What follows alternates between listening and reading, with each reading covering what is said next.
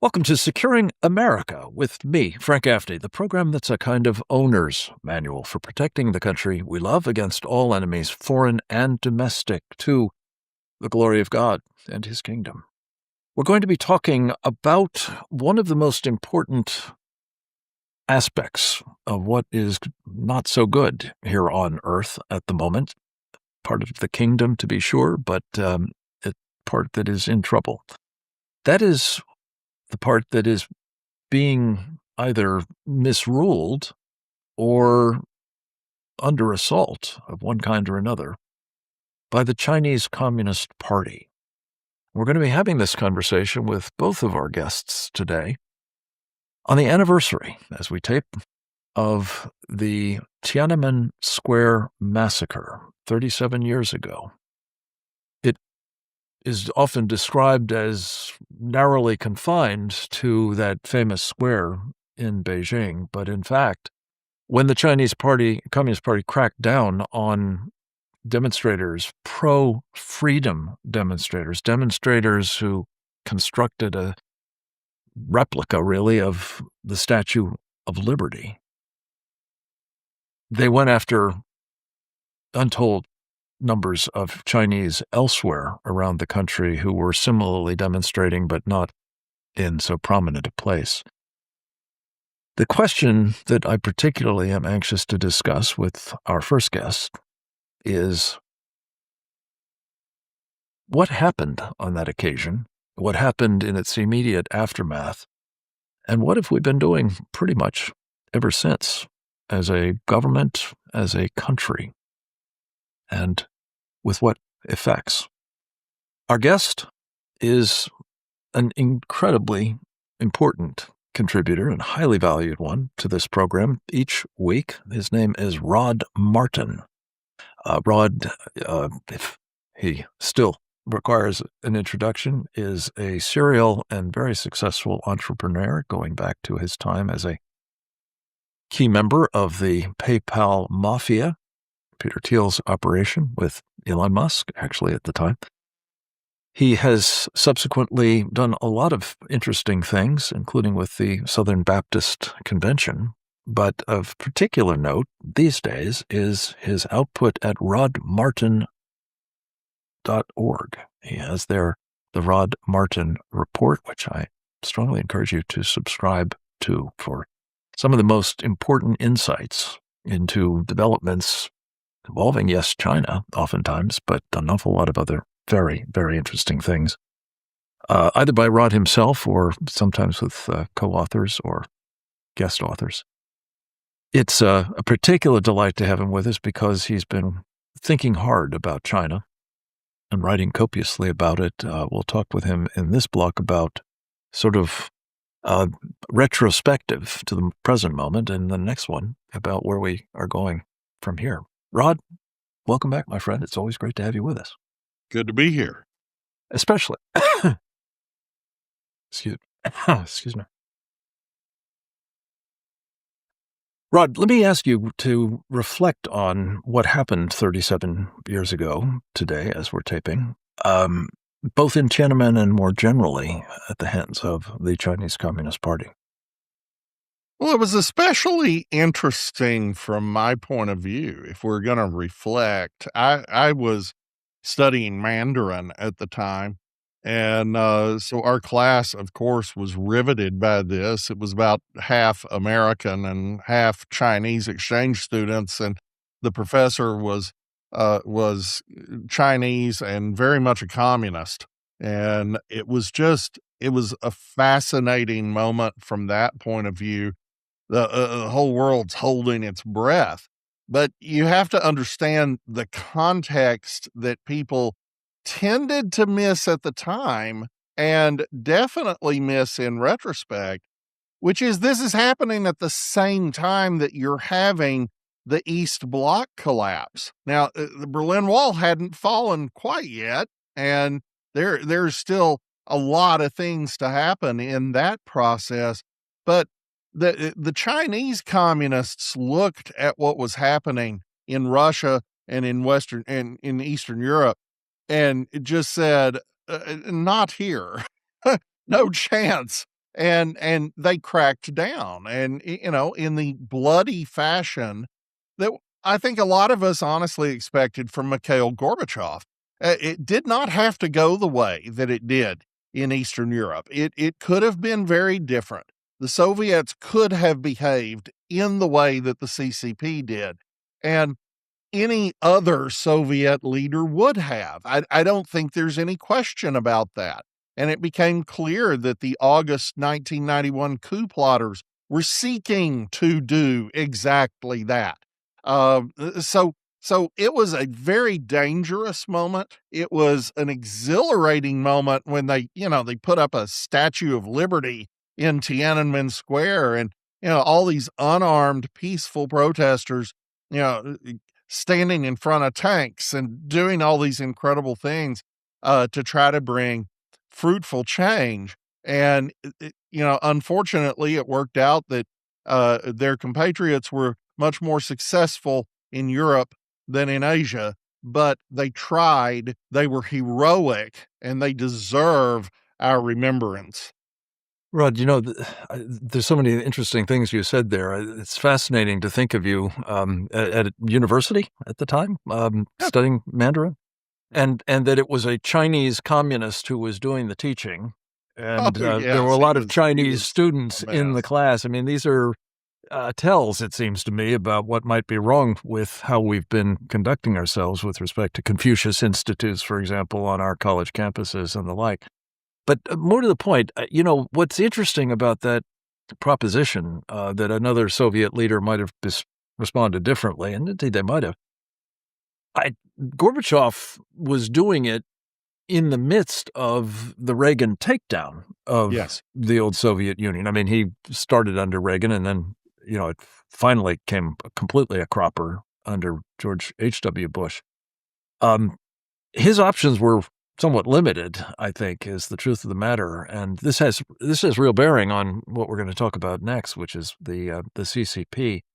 But embracing communist China is something that really, I think, kicked into gear in the immediate aftermath. I mean, there was some of it, with Nixon going in and Kissinger and so on, but I'm talking commentary that I'll go through here in a moment with Captain Fennell about the role Brent Scowcroft played at the president's direction to go tell the Chinese Communist Party that it was, not all that well received, shall we say, this Yes. massacre, but it wasn't going to interfere with our embrace of communist China. Could you talk a little bit about what that embrace has looked like and its implications?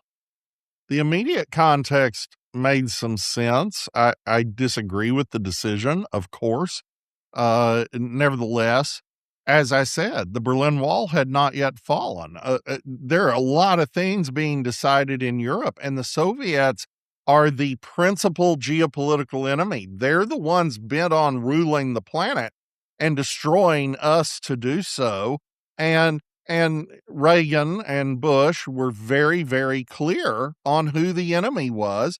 China was not a strategic ally, but certainly engaged in the triangulation initiated by Richard Nixon against the Soviets. And, Scowcroft didn't want to upset the apple cart. I think in retrospect, that was a grave mistake. I thought it was a grave mistake at the time, but clearly what it begot was once Bush blew his reelect, Clinton then embraced the Chinese completely, and it just spiraled. Hold on to this thought, because that's what we're going to pick up on the other side of a very short break. I hope you'll stay tuned for more of the great Rod Martin's insights into China right after this.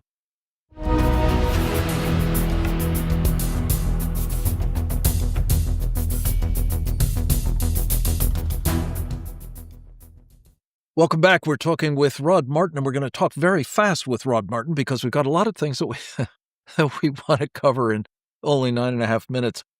Rod, you talked about it sort of spiraling into the ground under Clinton. what did that look like? What did it entail for, well, our industrial sector for sure, but arguably our middle class, um, and a lot of other things that matter to Americans, including our national security? Well, Bill Gates did an excellent job of exposing the flood of Chinese communist cash into reelecting Bill Clinton in 1996. And it is perfectly possible that Bill Clinton didn't know anything about that. So, let's just be clear. It's not obvious for sure that he was completely in bed with the Chinese communists, except, of course, he was. Well, And, but also he had in the Lincoln bed, to be precise, one of the people who was a cash guy, didn't he? oh, Johnny yeah. Johnny I Chung mean, or something. it was just unbelievable. And again, Let me just well, say, you come from Arkansas, so you oh, know about the Clintons. I know your tongue may be firmly in cheek about it. May I know not them have very known. well. Yes. And I can tell you, this was a national security catastrophe, what went on. And again, I really want to encourage people to read Bill Gates' books from the 1990s, where he outlines what happened, because it's one of the most important moments in American history. And the net result was we just threw open the doors to the Chinese. Now, the Chinese appear to be capitalist in certain respects, and in some ways maybe even they are, but they are primarily, and this has been true since Deng Xiaoping changed course from Maoism, they are fundamentally fascist. They give the appearance of private ownership, but the state keeps control. There's always the party apparatchik in the boardroom telling the board what it may and may not do. There's also just an old standard communist command and control aspect to this. So they build ghost cities, and really cities that are just empty.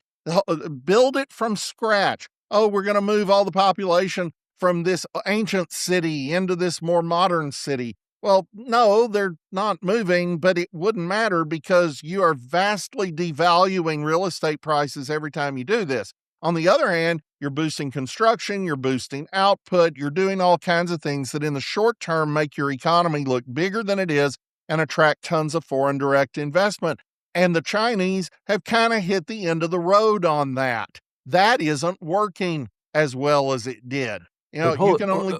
I know where you're going on this, and I want you to just take one slight detour, because not only did this result in, the hollowing out of a lot of, America to our great detriment, but you've just written a piece at Rod Martin Reports, rodmartin.org, about Europe now awakening to the fact that this is happening to them too. Talk It about is. that, if you would, quickly. Well, they have to export their deflation and unemployment. So The Chinese.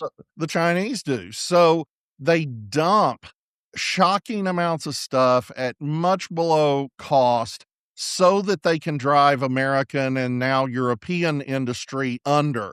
Just drive them out of the market. And then the Chinese can solve their problem through exports to countries that no longer have the industrial capacity to make anything that competes. And that has been And their on top of it, strategy. they can control Yes. everything Yes. going forward. Right. And they do. I mean, they have 92% of rare earths. They have 90% of the precursors for American pharmaceuticals.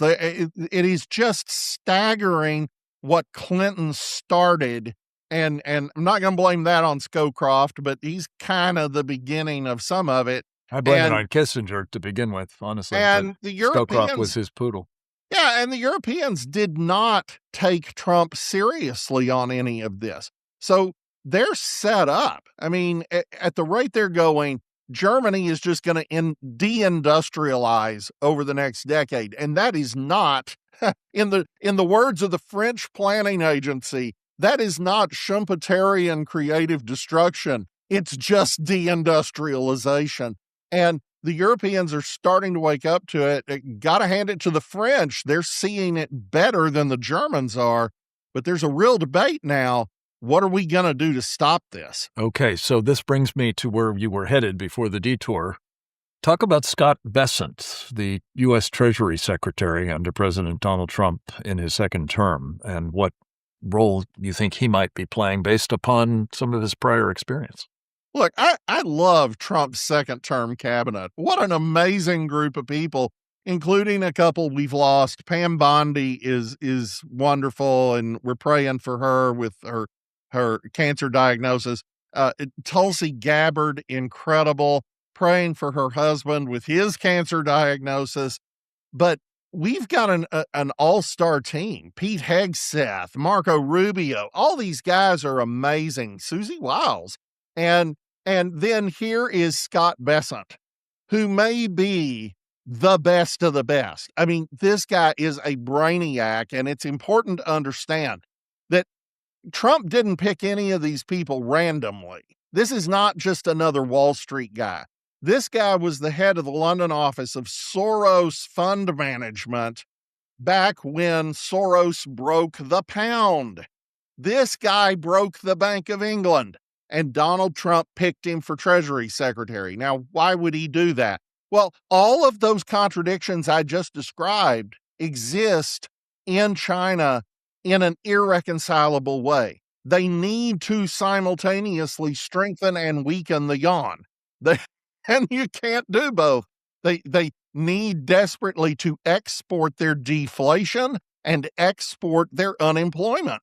And they're doing that, and that's succeeding, but you can only do it so long. Now, the damage to the West is tremendous during the process, but this has limited run room. And Bessent, I believe, is the guy Donald Trump picked to break the yuan once and for all. We are going to continue to have dollar dominance for 8 million reasons. We constantly talk about it, rodmartin.org.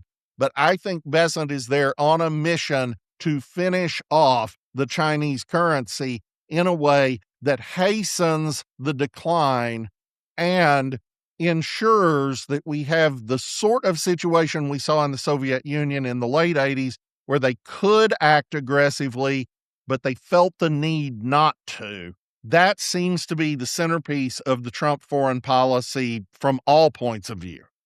Well, the question occurs, and I don't know if you will go with me this far, but we'll be exploring it with your help tomorrow as we speak. That would be Friday morning at 11 a.m. Eastern Time in one of our Committee on the Present Danger China webinars, in which we're going to focus on 37 years after Tiananmen and, what hath our embrace of communist China, the CCP specifically, wrought. And Scott Bessent, if he is playing the kind of role that you rightly point out he's been, preparing for all his life, and has as a mission from the president putting the Chinese Communist Party alongside the old Soviet Communist Party on the ash heap of history by breaking the yuan, the currency of China, among other things, including rolling up Many other Venezuela and possibly Cuba and possibly Iran, and, otherwise constricting their energy access and so on. Is that, in fact, in 30 seconds, the agenda, sir, do you think, of the President of the United States? Absolutely, but not necessarily with a deadline. I mean, I don't think Reagan could have predicted the exact date on which the Soviet Union collapsed, and I don't think Donald Trump is trying to do that here. But he does understand that there is a limit to what this system can take. It is exceeding it, and they are trying to help push it over the cliff it is racing toward. Praise God, if so. We'll talk more about it tomorrow with you. And I hope the rest of you will watch us. Register at presentdangerchina.org. Thank you for joining us. We'll be right back with much more on the other side of this short break.